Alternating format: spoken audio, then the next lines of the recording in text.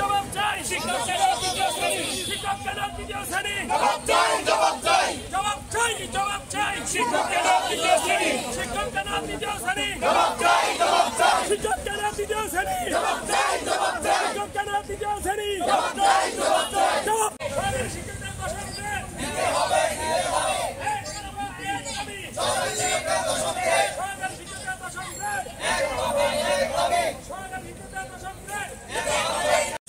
ধর্ম নির্বিশেষে প্রাথমিক শিক্ষা পাশাপাশি একই সমযোগ্যতা সম্পন্ন মানুষগুলো বিভিন্ন সময়ে বিভিন্ন ডিপার্টমেন্টে 13তম গ্রেড থেকে যদি 10ম গ্রেডে উন্নীত হতে পারে তাহলে কেন আমরা 16তম গ্রেড বলেন 13তম গ্রেড বলেন সেখান থেকে যদি 10ম গ্রেডে উন্নীত হতে পারে আমরা শিক্ষকরা কেন আমরা সকালে দ্রুত সময়ের মধ্যে পরিবারের পরিকল্পনা গ্রহণ করে আপনারা দ্রুত সময়ের মধ্যে একটি সংগঠনে রূপান্তর করবেন।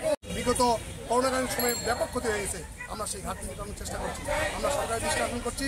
আমরা যেন ক্লাস বর্জনের মতো কর্মসূচি দিতে না হয়, আমাদের তার আগেই যেন আমাদের সরকার স্বীকৃত 10ম গ্রেড দাবিকে নিয়ে নেওয়া হয়। এইচএসসি পাস করার পরে একজন ডিপ্লোমা পাস করে একজন নার্স 10ম গ্রেডে বেতন পাচ্ছে।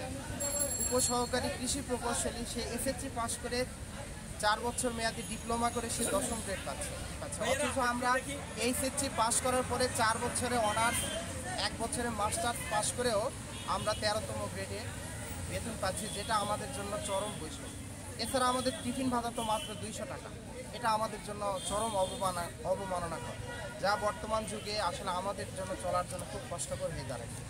আর তাছাড়া মেধাবীদেরকে এই পেশায় আকৃষ্ট করতে হলে 10ম গ্রেডের বিকল্প নাই।